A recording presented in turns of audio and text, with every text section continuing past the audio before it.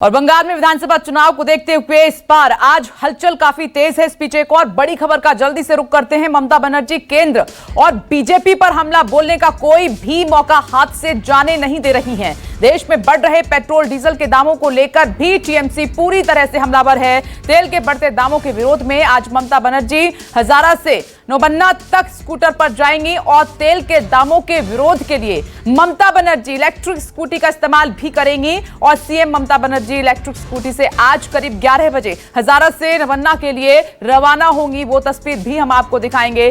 तमाम मुद्दों को लेकर ममता बनर्जी बीजेपी पर हमलावर हैं। बीजेपी अपनी रणनीति बना रही है, लेकिन क्या इस बार ममता बनर्जी के किले में सेंध मारना बीजेपी के लिए आसान होगा? यह बड़ा सवाल है। इस बीच एक और बड़ी खबर का रुख कर लेते हैं। बंगाल में वैक्सीन पर भी सियासत शुरू हो गई है। ममता बनर्जी के फ्री में वैक्सीन देने की पीएम से अपील पर बीजेपी आईटी सेल के हेड अमित मालवीय ने जवाब दिया है। मालवीय ने ट्वीट कर कहा है कि ममता बनर्जी अब तक मिले वैक्सीन का सही ढंग से इस्तेमाल नहीं कर पाई हैं और बंगाल में इमरजेंसी वैक्सीन का 50% इस्तेमाल भी नहीं हो पाया है। इससे पहले ममता बनर्जी ने प्रधानमंत्री नरेंद्र मोदी को चिट्ठी लिखकर कोरोना के टीकों की खरीद के लिए मदद मांगी। पश्चिम बंगाल सरकार राज्य के सभी लोगों को मुफ्त वैक्सीन लगाना चाहती है, इसीलिए वो बड़े पैमाने पर टीका खरीदना चाहती है। ममता बनर्जी का कहना है कि चुनाव से पहले वो राज्य के सभी लोगों को टीकाकरण उनका करवाना चाहती हैं। बीजेपी ने इसी के जवाब में कहा है कि टीका मुफ्त में देना गंदी सियासत का हिस्सा है।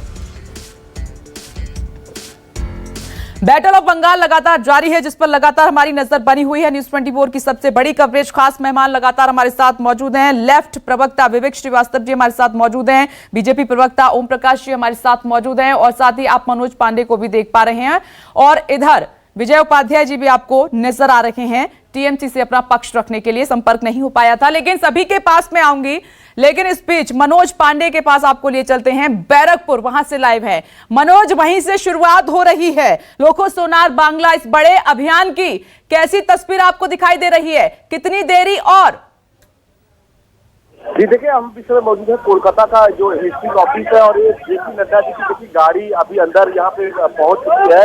और यहीं से आपको बता दें कि लखो सोनार बंगला, जिस तरह से सोनार बंगला को कैसे बनाया जाएगा उसकी शुरुआत यहीं से होने वाली है। तो जेपी नड्डा जी का देखिए काफिला अभी पहुंच चुका है और करीबन यहाँ से बता दें कि 294 जो विधानसभा जो सभी जगह पे ये बीजेपी का जो ये लखो सोनार बंगला की बंगाल को सोनार बंगला कैसे बनाया जाएगा उस तरह इसकी तैयारी यहाँ पे चल रही है। और हमारे पीछे देखिए कि मंच बना हुआ है, यहीं से जेपी नड्डा जी मंच को लोगों को संबोधित करेंगे।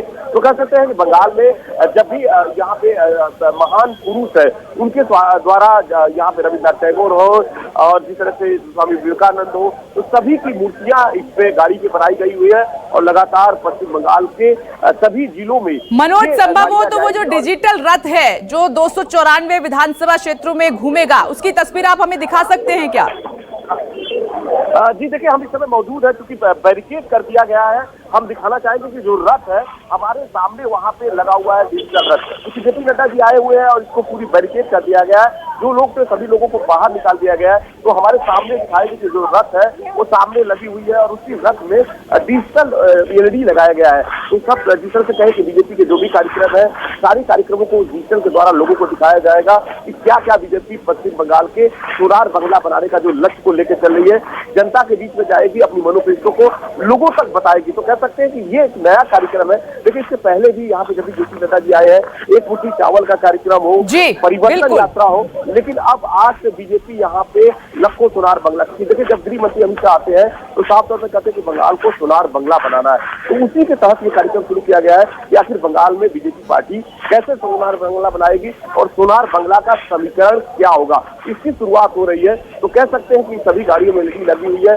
बकायदा उसमें वेबसाइट नंबर भी दिया गया है और उसमें कैमरा भी लगा हुआ है। तो साफ तौर पे लोग चाहे अपनी वेबसाइट पे पश्चिम बंगाल की जो भी जनता है उस पे अपनी शिकायतों को, अपने विचारों को बकायदा रख सकता है। तो कह सकते हैं जैसे इनोवेशन शुरू कुछ ही देर होगी। जेपी नड्डा जी की गाड़ी हम दिखाएंगे। अभी जेपी नड्डा जी यहाँ पे पहुंच चुके हैं। तो कह सकते हैं कि बंगाल में यहाँ पे बीजेपी की तरफ से एक नए कार्यक्रम का आयोजन हुआ है और इसी कार्यक्रम के तहत बीजेपी पश्चिम बंगाल के जनता के पास जाएगी। क्योंकि देखिए 200 जो सीटों का है वो बहुत बड़ा टारगेट है, क्योंकि बंगाल में मुख्यमंत्री ममता बनर्जी भी लगातार अपने यहाँ पे सभी विधानसभाओं सीटों में जा रही है। और जिस तरह से देखें कि आज यहाँ पे मुख्यमंत्री ममता बनर्जी भी खुद ही मोर्चा संभाल रखा है, क्योंकि जिस तरह से पेट्रोल और डीजल और एक मिनट ये तस्वीरें हम दर्शकों को दिखा देते हैं, लाइव तस्वीरें। बैरकपुर पहुंच चुके हैं बीजेपी राष्ट्रीय अध्यक्ष जेपी नड्डा और बीजेपी दफ्तर में एंट्री भी ले चुके हैं। और अब से थोड़ी देर में हम जो डिजिटल रथ यही हैं 294 ऐसे रथ जो कि हर विधानसभा में घूमेंगे।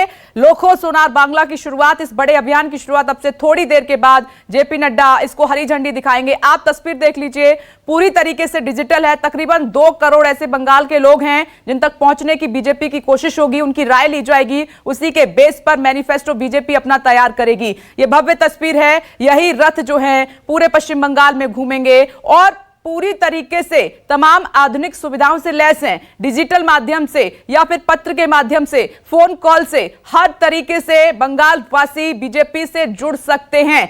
विजय उपाध्याय जी, बीजेपी का लक्ष्य आपको समझ में आ रहा है? प्रत्येक राजनीतिक दल का लक्ष्य होता है, वो भी लक्ष्य लेके चल रहे हैं, लेकिन वो लक्ष्य सपना रहेगा, क्योंकि ममता बनर्जी का जो कार्य है वो बोल रहा है पश्चिम बंगाल की जनता उसका लाभ पा रही है।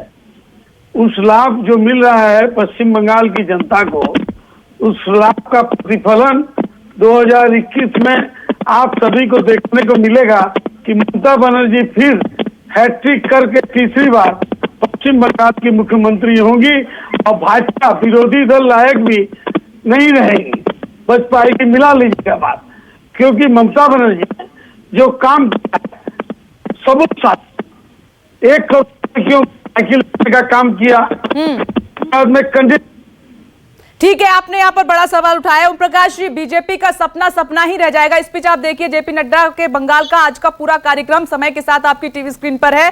ओम प्रकाश जी, विजय उपाध्याय जी कह रहे हैं कि सपना आपका सपना ही रह जाएगा, क्योंकि दीदी की जीत याद कर लीजिए, 2011 फिर 2016 अब 2021। देखिए, ये विजय उपाध्याय जी बड़े भाई हैं, इन्हें ये भी याद रखना होगा कि भारतीय जनता पार्टी सपनों में नहीं जीती है।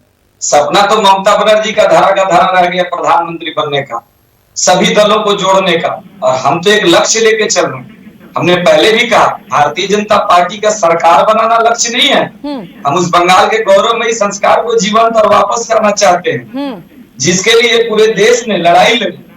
और आज ये बड़ी बड़ी बात बोल रहे हैं, तो मैं इनसे पूछना चाहता हूँ, पूछिए कि अगर बीजेपी का डर नहीं होता और विरोधी दल की मर्यादा ये देंगे, तो माननीय अमित शाह जी ने जब कहा था कि 22 सीटें जीतेंगे लोकसभा में, 18 जीते हैं, इनकी नींद हराम हो गई है।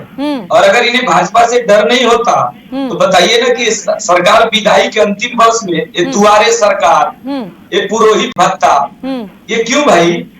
ठीक है, विजय जी से जवाब मिलेगा। विजय जी आप जल्दी से जवाब दीजिए, क्योंकि आपसे सवाल है, फिर मैं विवेक जी के पास जाऊंगी। जल्दी से, क्या आपकी नींद हराम हो गई है? क्या टीएमसी को अब नींद नहीं आती? 22 का लक्ष्य था, 18 लोकसभा सीटें जीत ली बीजेपी ने। एकदम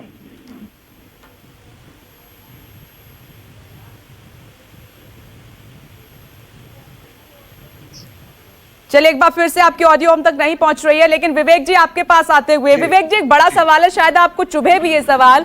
देखिए, पूरे पश्चिम बंगाल में एक तरफ टीएमसी तो दूसरी तरफ बीजेपी दिखाई दे रही है, लेफ्ट और कांग्रेस कहां पर हैं?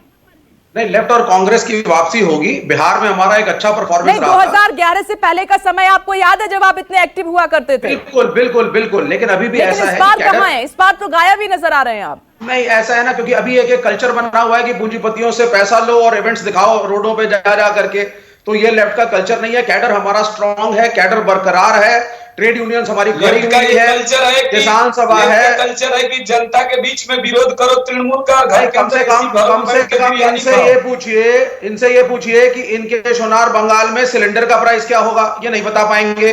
इनसे पूछिए कि इनके सुंदर बंगाल में, आप बता दीजिए ना, आपके बंगाल में क्या होगा सिलेंडर का प्राइस? किस प्राइस में सिलेंडर देंगे आप? अभी नेशनल न्यूज 24 में आई है कि तीसरी बार सिलेंडर का प्राइस बढ़ाया।